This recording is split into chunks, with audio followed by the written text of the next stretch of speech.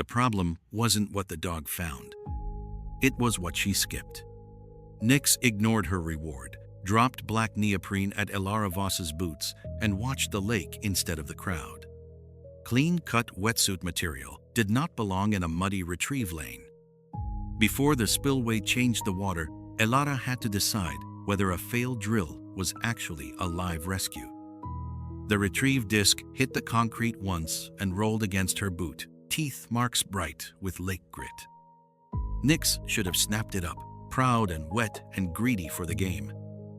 Instead, she stood square, ears forward, water streaming off her coat, her focus pinned to the strip of black rubber at Elara's feet. Behind her, the black water basin slapped the training edge with a lazy sound that made the whole place feel safer than it was. That was always how bad water worked. It looked bored until it owned you. Elara lowered one hand. Nix did not nose the disc. She did not check the students. She did not look for praise. She waited for Elara to understand the work. "Hold the lane," Elara said.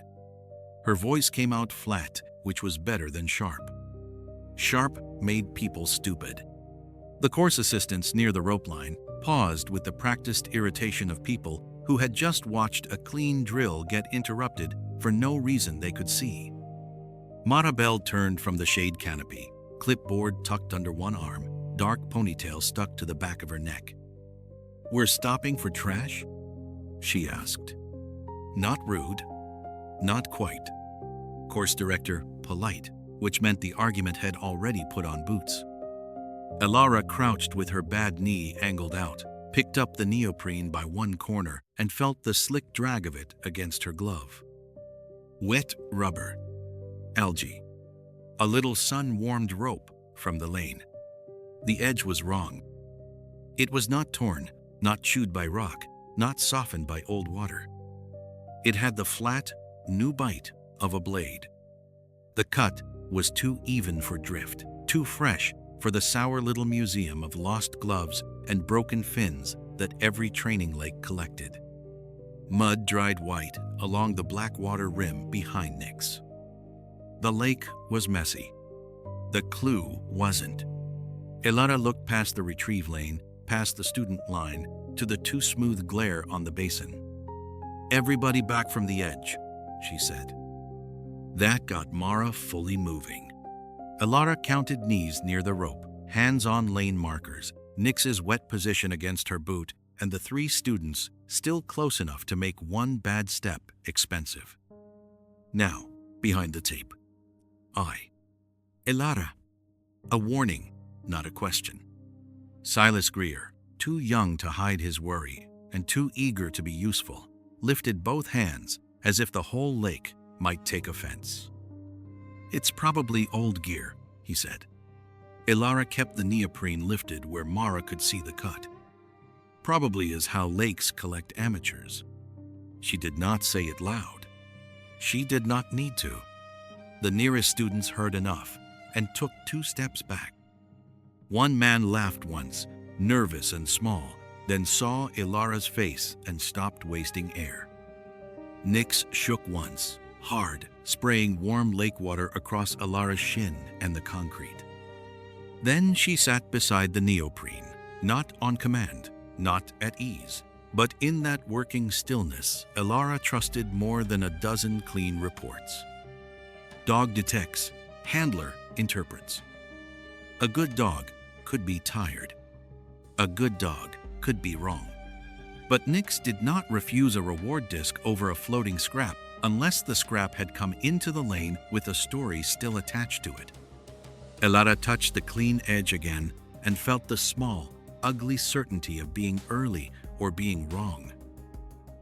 The radio on Mara's shoulder popped, spat static, and caught half a breath that did not belong to any student on the bank. Everyone looked at Mara. Elara looked at the water. That was the habit she hated most, the one that had kept her alive and made her poor company around lakes. The surface reflected too much sky. No ripple told the truth twice. Mara pressed the mic. Say again. Static dragged across the channel. A male voice came through broken and low, buried under water hiss and distance. One syllable, then nothing. Silas swallowed. Nix's head turned toward the basin, not fast, not theatrical. Just enough. Ilara's hand closed around the neoprene until rubber creaked inside her glove. She knew that voice before she let herself know it. Jonah Mercer had always sounded like he was speaking from the wrong side of a door. Years of bad radios and colder water did that to a man. It made him economical. It made him choose words like, "they cost blood." Somewhere beyond the glare, water slapped the lane rope twice, patient as a closed fist right now. The radio coughed again, and this time the words came clean enough to ruin the day. Blackwater. Mara kept the students moving back, which told Ilara the woman was angry but not stupid. Good. Anger could still work if it had a job. The rope line sagged where Nix had come out of the retrieve lane, black water licking at the concrete as if nothing had happened. Ilara set the neoprene on the flat top of an orange rescue can and pressed 2 gloved fingers along the cut. Nix stayed near her left knee, wet coat steaming faintly in the heat, eyes moving from the strip to the basin and back again. Not pointing. Not solving. Waiting. The reward disc lay 3 feet away, ignored in the grit like a bad joke no one had laughed at. "Tell me this isn't drama," Mara said. Her voice was low enough for staff, not students. Ilara appreciated that. "Barely. I don't have enough for drama." She turned the strip. "I have enough to stop people from standing where the water wants them." That bought her 1 second of silence, maybe 2. Behind them, the trainees had gone quiet in the way civilians did when adults stopped pretending a drill was still a drill. This was wetsuit material, not a strap, not tarp, not some cheap training pad chewed loose by weather. Ilara did not say that like a lecture. She only held it so Mara could see the surface and the edge at the same time. The outer face was scuffed, but not old. The inner edge had none of the fuzzy crumble she expected from something that had spent months rubbing rock and mud. One side showed abrasion. The cut side did not. Clean pressure had opened it, and recent water had carried it into Nix's lane. The lake edge around them was a mess of drying mud, old rope fibers, boot grit, duckweed, and rubber marks from 6 drills. The clue did not belong to that mess. Silas stepped closer, then stopped when Nix looked at him. Smart dog. Better than yelling. "Probably from the boathouse," he said. Ilara glanced at him. "You get one probably today." Mara gave him a look that finished the sentence for her. Silas flushed and looked down at the strip, then at the water, as if both had personally betrayed his morning. Ilara handed Silas a roll of orange tape from the gear table. "Mark where Nix came out, then mark the mud line between here and the platform. Don't touch the strip. Don't wash anything. Don't improve the scene for my emotional comfort." "Ah." Silas blinked, then nodded too fast and moved. He needed a task more than reassurance. Most people did, though they complained about it like toddlers denied fireworks. Mara pulled her phone, then stopped with her thumb over the screen. "County rescue?" she asked. "Alert them," Ilara said. "Tell them the course is paused for a possible water route incident. No panic language." Mara's jaw tightened at the cost of that sentence. A paused course could be explained. A water route incident became a report, a call log, 3 supervisors pretending they had always cared about safety. Still, she tapped the call. She listened, gave the access road name twice, and looked up with the flat expression of someone getting distance instead of help. "They're rolling, but they're not close." That moved her from skeptic to participant, which was useful. Elara looked back at the basin and tried not to hear Jonah's voice in the static again. The sound had been too short to trust and too familiar to throw away.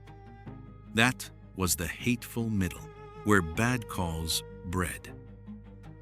The spillway sat beyond the far training platform, half hidden by glare and distance, a low concrete mouth cut into the old quarry wall.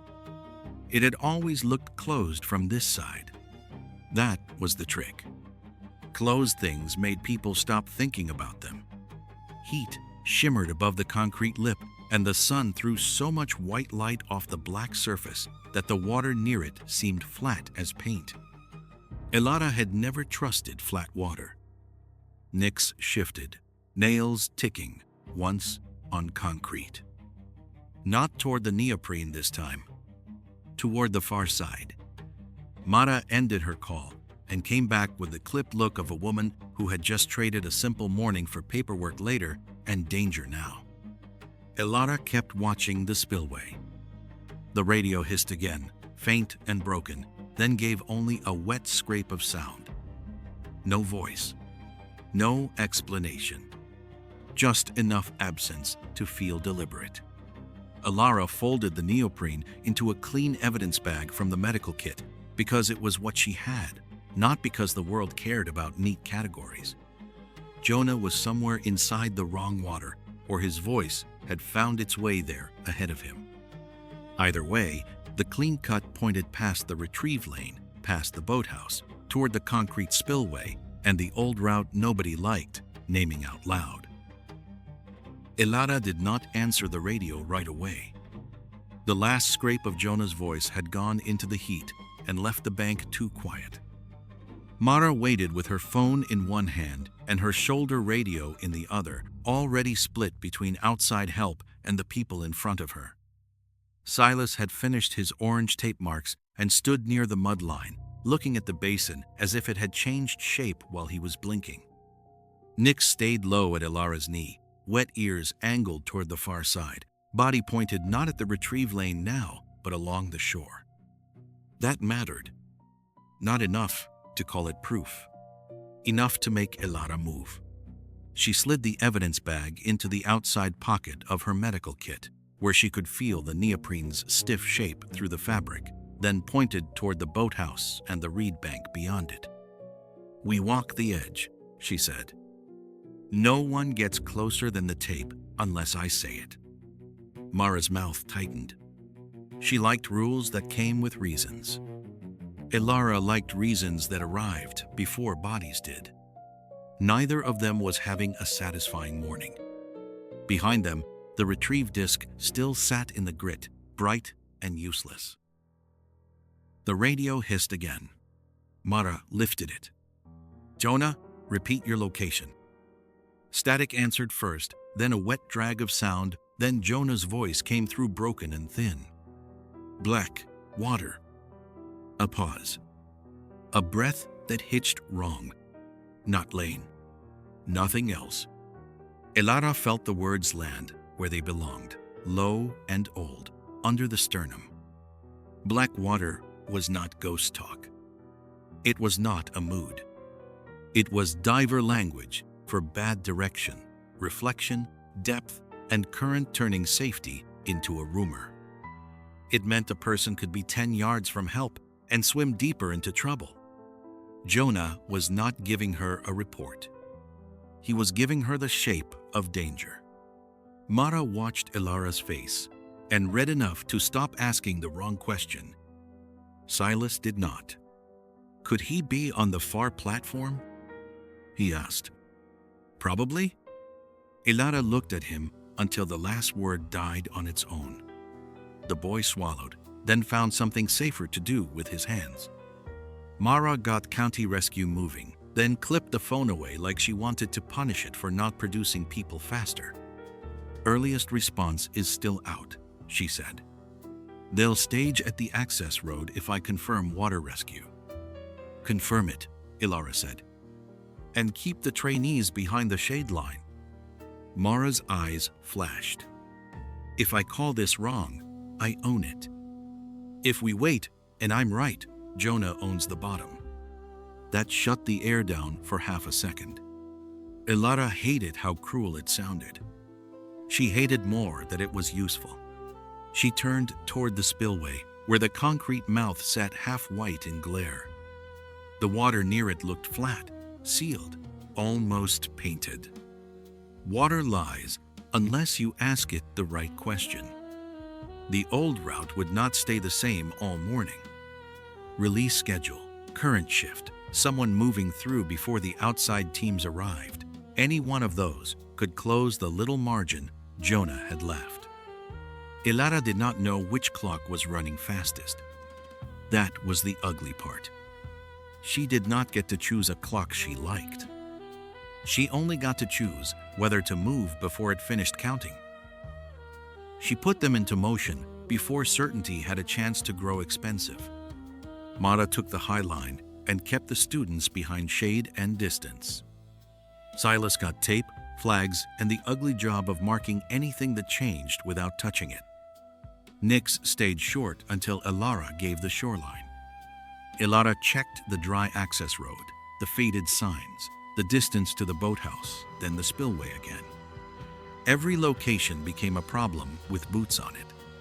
They moved with the basin on their left and the dry access road above them on their right. A strip of pale dust and tire scored gravel cutting past scrub and faded signs.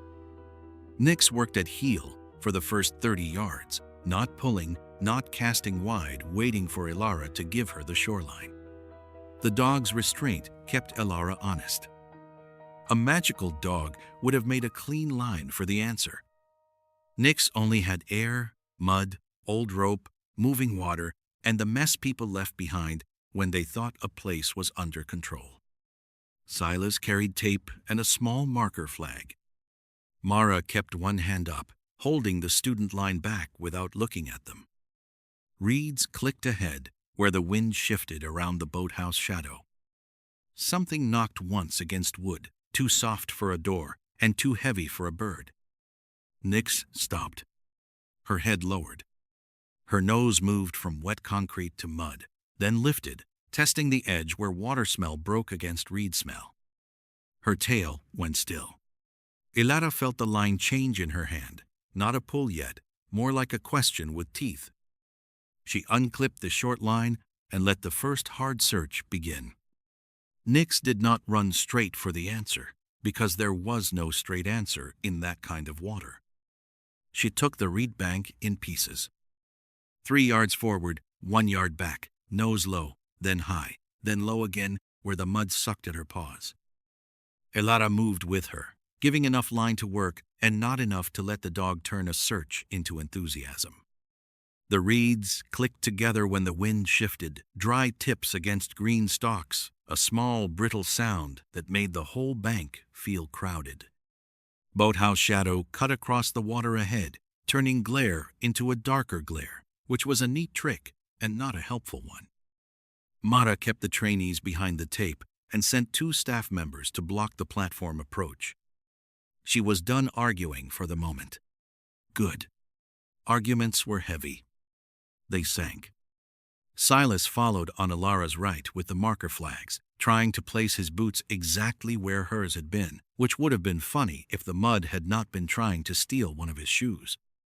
Nix paused at a mat of flattened reeds, sniffed, backed off, and circled again.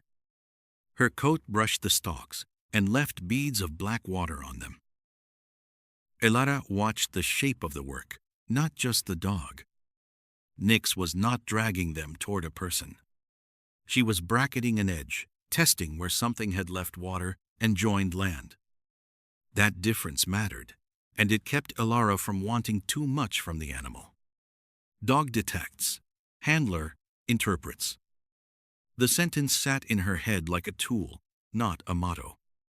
Nix's head moved over old rope fibers, boot crushed mud, a smear of algae on a board end, and the sour wet smell that collected under places people called storage because dump sounded less professional.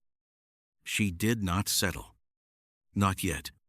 The line hummed once in Elara's gloved hand, then went slack when Nix turned back toward the reed wall. She lost it?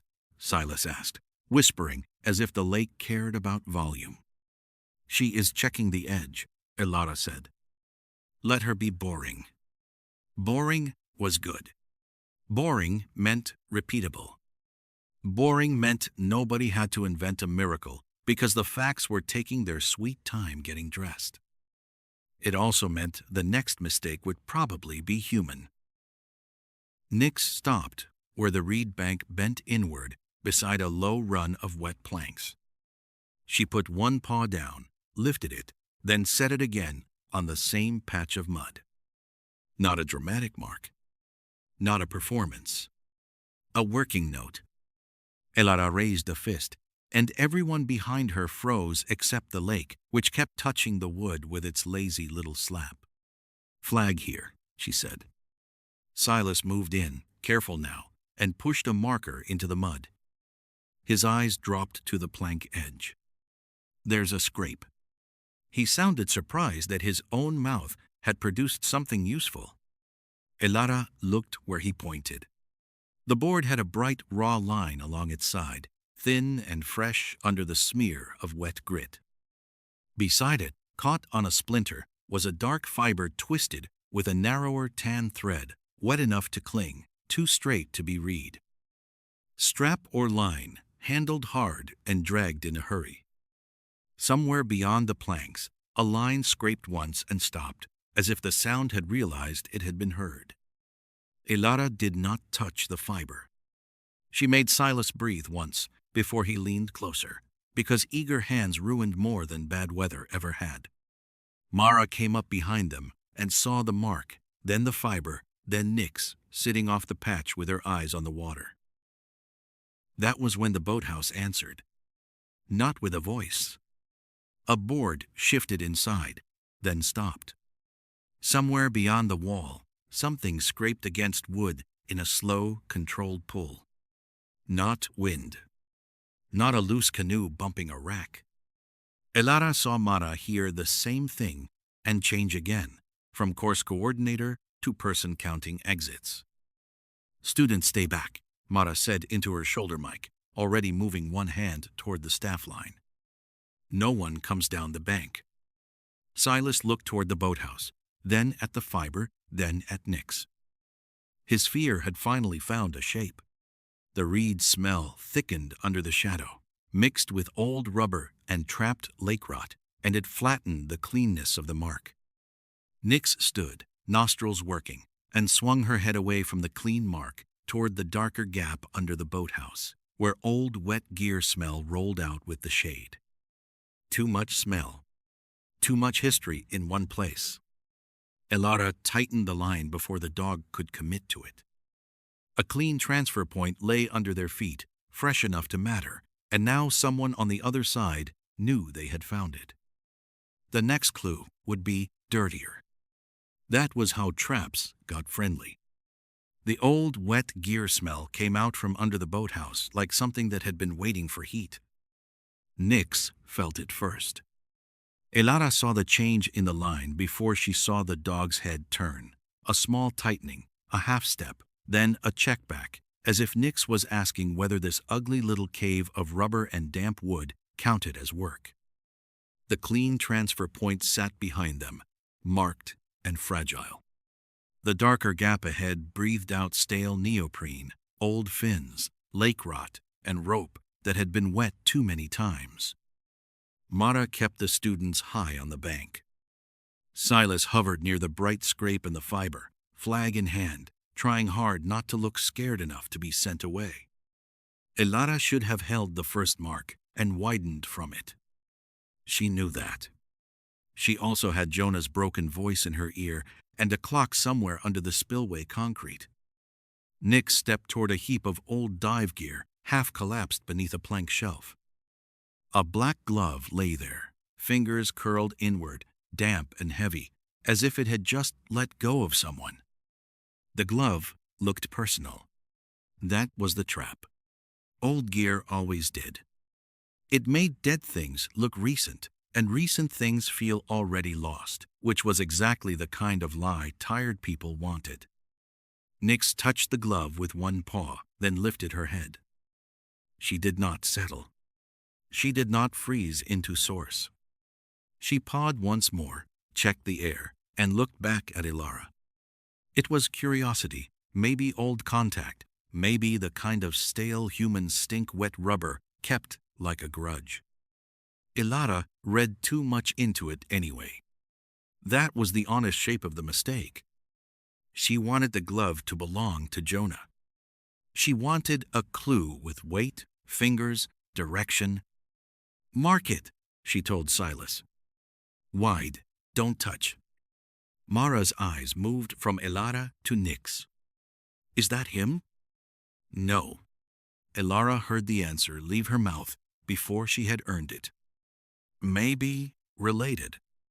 A worse answer. They shifted wrong side of the boathouse, careful around boards that bowed over black water. Heat gathered under the roof and made every old smell thicker. Nyx worked the glove, then the shelf, then the damp wall behind it. She gave effort. She gave honesty. She did not give a line. Outside, a hard case scraped farther along the wood, low and controlled, the sound moving away while they stood over a dead glove. The minutes bled out anyway, quiet and expensive. Elara felt each one leave like water from a cracked bottle. The radio crackled against Mara's shoulder, while Elara was still staring at the glove and hating herself by fractions. Jonah came through in pieces. Not, supposed, static took him. Then, saw the route. I went in. A rough breath. My call. No speech. No apology wrapped in music. Just enough guilt to explain why a man who knew black water better than most people knew sidewalks had gone into it alone. Elara closed her eyes for one beat, opened them, and let the anger pass through without giving it a chair. Jonah had not been random. He had not been stupid. He had recognized something old being used and tried to beat it before it hurt anyone else. That made it worse, not better. Mara looked toward the spillway. We lost time. She did not say, because of you. Good woman. Brutal woman. Useful woman. From outside, beyond the boathouse wall, came a low knock and drag, the sound of something being moved with care instead of panic. Not close to the glove. Farther along. Toward concrete. Toward the route they had stopped watching. Elara crouched beside Nyx and put 2 fingers under the dog's collar, not to correct her, only to reset the world. Nyx's mouth was open, tongue dark with heat, eyes clear and waiting. No shame in clean failure. Elara said it softly, for the dog and for herself, and maybe for Silas, who looked like he needed permission to keep breathing. That was old, not source. She stood, knee complaining under the brace. We stop tracking Jonah. We find where the transfer route goes. Mara was already moving before Elara finished. Students stay back. Staff 2 and 3, hold the upper line. Silas, pull your flag from the glove. Leave the first mark. End. Silas. Silas obeyed fast, pale but steady. Nyx shook once and turned away from the glove without drama, which was more grace than most humans managed after being wrong in public. Elara looked past the boathouse gap, past the wet boards, toward the spillway glare. The current search had failed clean. The spillway had not. Somewhere between the old glove and the concrete mouth, the crew had used their delay and moved what mattered. Elara could not get the minutes back. She could only stop spending them in the wrong direction. The delay announced itself at the boathouse before anyone inside bothered to show a face. A wet line slid across the plank floor and vanished under the wall toward the spillway side. Then a black hard case bumped once against a post, low and heavy, and a gloved hand pulled it back out of sight. Elara saw the motion before the man attached to it stepped into the gap. middle-aged, sun-browned, calm in a way that did not belong to lost boaters or nervous staff. Another man stayed behind him, half hidden by hanging gear, focused on the line instead of the people. That told her plenty. Not enough names. Enough motive shape. People who were afraid of witnesses watched faces. People who were afraid of losing property watched their hands. They had not rushed to hurt anyone. They had rushed to keep hold of the case, the line, the route. The second man shifted sideways, blocking the sight line to the case with his body, while his hand kept feeding the line behind him. Not an attack. A curtain. Elara filed it under honest evidence. Mara whispered something sharp into her radio and shifted uphill, keeping the students out of the bank cut. Silas froze with a marker flag in one hand and the useless courage of a man discovering he had brought plastic to a fight. Nix stepped onto the planks, nails clicking, then checked hard when the wood flexed under her weight. "Back from the boards," Elara said. Not loud. Loud was for crowds. This was for people close enough to die stupidly. The man in the gap looked at her, then passed her to the mud mark and the flag. His face did not change much. Annoyance, maybe? Calculation, definitely. "Course is closed on this side," he said. "Maintenance." Mara gave a short laugh with no humor in it. Elara kept her eyes on his hands, then on the case line. He cared about the line more than he cared about being believed. That was useful. Nix wanted forward, but the wet planks shifted under every paw, and the boathouse trapped sound until each scrape came from 3 directions. Heat pressed down from the roof. Rubber and algae and old lake water crowded the air.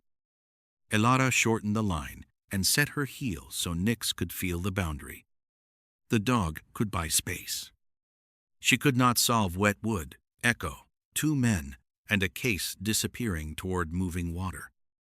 That would be asking for a miracle, and miracles were just bad planning with candles. Elara had worked around enough miracle requests to hate them on principle. Mara moved a rescue can up the bank with one hand and used the other to turn 2 staff members into a human fence. "Upper line only," she snapped. "No one comes down unless Elara calls you." The case scraped again, faster now, wood shuddering under the pull. Silas moved when Mara told him to, which saved him from thinking. He stepped toward the upper bank to warn the staff line, but his boots skidded on the mud-slick edge where the planks met shore. He caught himself on one knee and hit the board hard enough to knock the breath out of him. Not dramatic. Enough to change priorities. The man in the gap used the second to pull the line again. The case scraped farther away. Elara made the medical decision before the doctor. Part of her could make it prettier. "Mara, keep eyes on them. Silas, up. Move first, complain later." She got one hand under his arm and dragged him off the low board, away from the water side, into the strip of firmer mud by the reed roots. His palm was bleeding from a shallow tear, his face gray with shock and embarrassment. It could wait. Water could not. Nix planted beside Elara, body angled between Silas and the planks, ears forward, breathing hard through the heat. Elara gave the dog one low cue, a boundary, and nothing more. Nix answered by holding her ground, ribs working, weight forward but contained, enough pressure to make the closest man measure the space and decide not to test it. Smartest thing he had done all day. Then Jonah came through the radio again, broken over a burst of wet static. "Line? Spill?" His voice cut, returned, rougher. "Strap caught, west mouth." Elara looked to the floor, the line, the case, the direction of the pull. Westmouth was not a room. It was not a person. It was Spillway language, Jonah language, the kind he used when a route mattered more than dignity. The man in the gap heard enough to move fast. He ducked back, not toward Elara, not toward Mara, but after the case. There it was, clean as a bad answer. They did not need to win a fight. They needed to move an object through a route before the route stopped helping them. They didn't need a system. They had the spillway.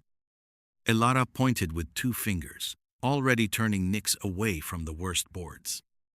Mara, hold the upper bank. Silas, mark the line path from here, not 1 step lower. Silas nodded, pale and furious now, which was an improvement over scared. The wet line twitched once more under the boathouse wall. Near the far concrete, something metal rang against stone, and Jonah's radio gave one last hiss around the word that mattered. Strap. The metal ring sounded again near the spillway, thin and hard, then vanished under the low rush of water moving beneath concrete. Elara kept Nyx back from the boathouse planks and took the long angle along firmer mud, because the direct path had already taken enough from them. The wet line twitched under the wall, dragged tight, then slackened. Whoever had the case was pulling from the far side now, using the structure the way a bad idea used silence. Mara held the upper bank with one hand raised and her radio close to her mouth. Silas marked the line path from higher ground, jaw tight, injured palm wrapped in a quick strip of cloth he had not asked her permission to use. Good. Initiative, finally. The spillway came into shape through glare, concrete lip, algae, dark apron, black water pressing at the mouth like it had weight. It did have weight. It just liked pretending otherwise. Nyx's nose worked against the wind. She was tired, heat heavy, but not done. Elara felt the dog ask for the edge, and every useful part of her wanted to give it. Every smarter part said, no, not yet. They reached the spillway apron, where the concrete changed color under algae and old splash marks. Nyx lowered her head at once, not to the water, not to the case trail in some straight blessed line, but to a point where the wet line had rubbed a dark half-moon into slime. She moved in a careful arc, checked the concrete seam, backed off, then came in again from the side. Her right paw landed, slid a fraction, caught. Elara shortened the line.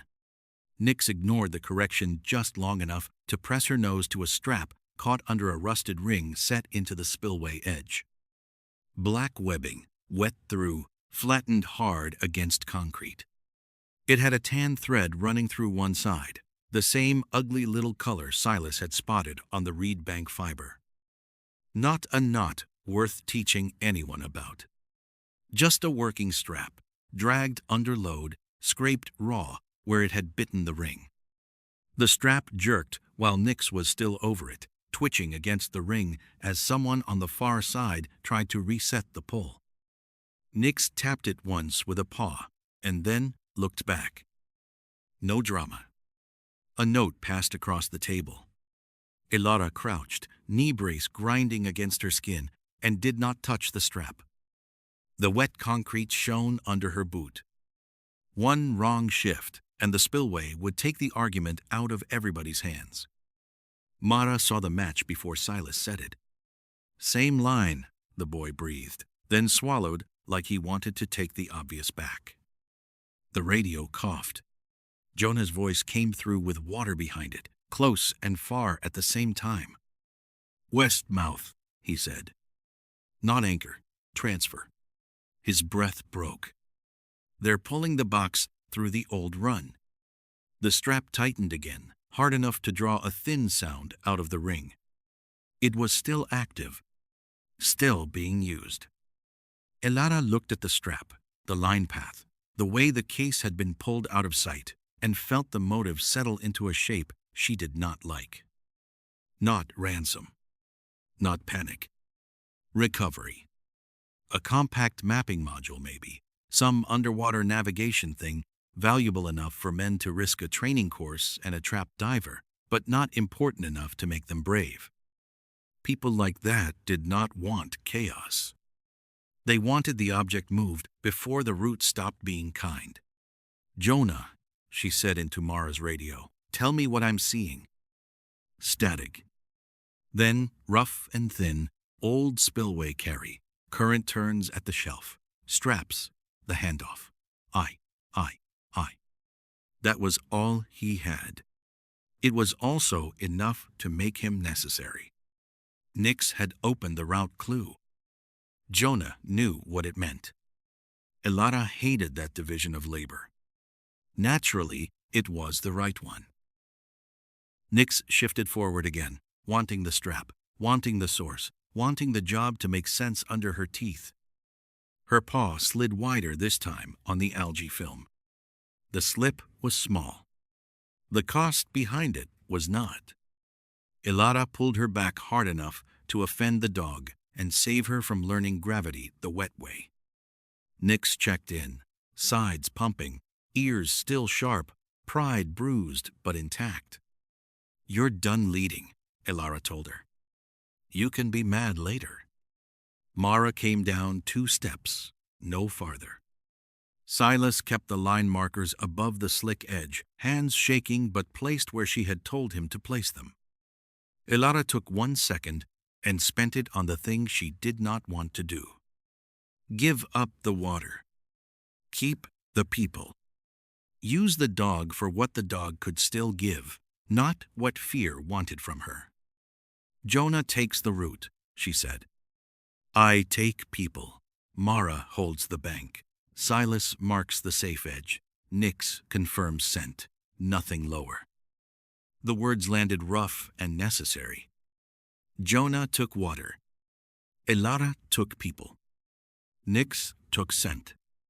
The black surface under the spillway shifted once, hiding the movement almost before it happened, and the team split around it. Jonah took the route without being there. His voice came through in broken pieces, each one carrying just enough shape to move them and not enough comfort to make anyone feel clever. "Shelf side, stay high. Line pulls left."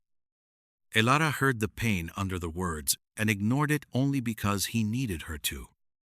Mara moved the staff line up the bank and kept the trainees behind shade and distance, her voice clipped into clean little commands. Silas worked above the slick apron, planting markers where the wet line had kissed concrete, keeping himself busy enough not to look down too long. Nix stayed at Elara's side, offended by the shortened lead, breathing hard through an open mouth. She checked the strap path twice, then stopped herself where the algae started. Good dog. Tired dog. Still honest. Elara's knee throbbed under the brace every time the concrete tilted wrong, a hot little reminder that command was not the same as control. The spillway pulled at sound. Water under the concrete made Jonah's voice bend and come back thinner. The root window was closing. No one had to say it. Saying obvious things was how people made fear feel productive, and she was not in the mood to sponsor that nonsense. The black water near the quarry shelf looked calm enough to insult everyone present. It held the sky in a flat sheet, white glare over black depth, and erased the little curls of movement until they were already gone. Elara watched the surface, then watched the people. People lied slower than water. The man from the boathouse appeared near the far concrete with another crewman at his shoulder, both half hidden by the angle of the spillway wall. They were not hunting Elara. They were hauling the case. One hand on the line, one hand on the object, bodies turned toward the mouth instead of toward the witnesses. Practical. Ugly. Useful. Tate Orson had to be the calm one, the man with the still face and the patience to spend other people. Elara did not need his name confirmed yet. She knew the type by the way he chose effort. He wanted the payload through before water and attention made that impossible. "They're moving," Silas said, voice cracking once and recovering. "I see the line jump." "Mark the jump," Elara said. Silas heard the edge in her voice, and planted the next marker from his knees instead of his feet, keeping his injured hand tucked but his eyes on the line. Mara shifted a rescue can and spare line up the bank where Elara pointed, not to save the route, just to keep the people from becoming one more problem underfoot. Jonah cut in again. Edge drops after the white mark. Static ate the rest. Elara found the old stain on concrete, pale under algae, and understood what he was not wasting breath to explain. The flat water beyond it was not flat ground. It was space. Downward space. A quarry shelf turned into a trap by glare, current, and bad timing. Water lies unless you ask it the right question. The right question now was not where Jonah was. It was what the water would do to the next body that trusted it. "Nobody steps below my line," she said, already moving along the safer angle instead of standing there admiring her own command. "Mara, people stay high." Silas, eyes on the strap, not the men. Nix, close. The dog pressed into position, unhappy but steady. Her nose worked the air where wet rope smell and algae drift crossed. Then she stopped at the boundary and looked back. Not solved. Confirmed. That was enough.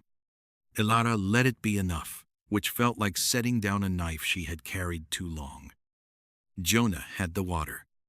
He had earned that and damaged himself proving it. She had the bank, the injured boy, the dog, the civilians, and the rotten math of moving before certainty. Nobody got the whole problem. That was why teams existed, despite humanity's heroic urge to ruin every lesson twice. The line snapped tight across the spillway mouth. The case jerked, stuck, then moved another foot toward the black run. One crewman cursed, short and sharp, and Tate's calm finally cracked into motion. He stepped down to free it, boots skidding on the wet concrete, one arm thrown toward the wall for balance. Not a villain pose. Just a man choosing the object over the water, which told Elara he still thought he could beat both. Jonah's radio scraped alive. "Now," he said, and the word had no room left inside it. Nix surged half a step and stopped at Elara's hand. Elara felt the dog's heat through the line, Silas's breathing behind her, Mara's voice holding the bank, the pull of water under concrete like a throat clearing before it swallowed. She did not have proof clean enough for a boardroom or a hearing or any other civilized theater where cowards dressed delay as process. She had a strap, a case, a diver's broken voice, and black water starting to move wrong. That would have to do. Elara pointed toward the high edge and started them forward as Tate's crew dragged the payload into the spillway mouth and the final contact began. Tate reached for the case. At the same time, the water took the line sideways. The movement was small at first, almost polite. Then the black run under the spillway pulled hard enough to turn his shoulder and make his boots slide on the green concrete. The case hit the lip of the old mouth and stuck there, half in glare, half in shadow. Elara saw the trap open around it. Not a door. Not a system. Just weight, current, algae, and a man who thought a thing was worth more than footing. The lake did not care what he had been promised at all. Jonah's voice came through rough and close now. "High shelf. Don't follow the case. Let it jam." His breath cracked. "I'm above the drop." There he was, not visible yet, but placed in Elara's mind by route, language, and pain. She made the choice before fear could dress itself as caution. "People first," she said. "Object last." Her knee barked when she stepped up onto the higher concrete. Nix surged at Tate's movement, and Elara gave one sharp cue that held the dog at the boundary instead of sending her into wet stupidity. Good dog. Angry dog. A live dog.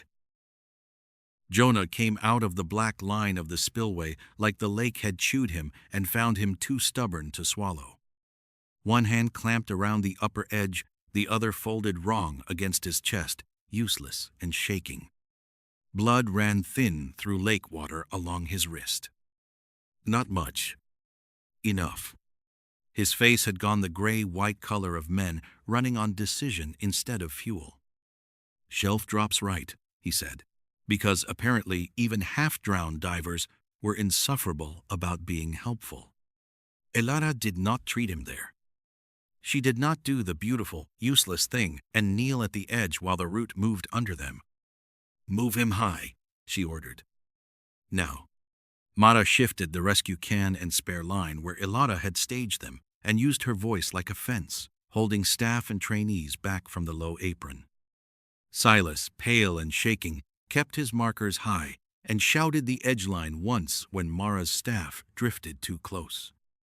That shout mattered. It stopped a foot from landing where flat water pretended to be floor. Elara got her shoulder under Jonah's good side and felt his weight hit her knee like a debt coming due. Tate tried one last reset because men like him could mistake stubbornness for professionalism right up to the point where the water corrected them. He lunged for the strap with his free hand while the second crewman hauled from the other side, trying to lift the case off the lip and swing it into the black run. The line snapped high, cutting a wet diagonal across the glare. Silas saw it jump and yelled the mark again, louder this time, ugly with fear and exactly useful. Mara drove her staff line wider, bodies high, blocking the only clean exit without sending anyone down onto the apron. Nix took the space Elara gave her. Not more. She planted between Tate and the high edge, ribs working, paws slick, teeth showing only enough to explain the price of coming closer. No bite. No drama. Controlled pressure, held on a thin line, and a tired dog's discipline. Tate looked from the dog to the case, then to the water stealing the line. His calm finally lost its clean shirt. The second crewman grabbed for the strap, pulled wrong, and the jammed case rolled a few inches deeper, enough for the current to turn it against the concrete mouth. Metal screamed against stone. The route that had hidden them now pinned their prize in public. Beautiful, in the ugliest possible way. Mara's people closed the upper path without rushing the low edge. Jonah, half on his knees, spat water and pointed with his bad hand anyway. "That's it. Don't let them reset the strap." Elara heard the old glove, the wrong cue, the lost time, all of it fold into this one clean instruction. Failure had not saved them. It had stopped lying to them. The rest ended without applause, which was the only decent way for it to end. Tate's crew backed off the low concrete because the case was jammed, the route was exposed, and every safe path now had a human body on it that was not theirs. Mara's radio kept spitting voices from the access road, late enough to be realistic and not early enough to deserve credit. Elara moved Jonah higher before she let herself look properly at his hand. It would cost him. He knew it too. Elara did not ask if he was okay. The answer was in his hand, and in the way he refused to look at it. He gave one crooked smile that failed halfway and said nothing, which was the most useful speech he had made all morning. Nix lay down beside the rescue can without being told. Her paws were raw at the edges, her breath harsh, her eyes still fixed on the water as if she did not trust it to stay beaten. Elara unclipped the evidence bag from her kit and set the black neoprene beside the wet reward disc. The problem wasn't what Nix did. It was what she skipped. Elara touched the disc once, then let Nix have it. The dog took it softly this time, tired and certain, while the black water moved on without explaining itself.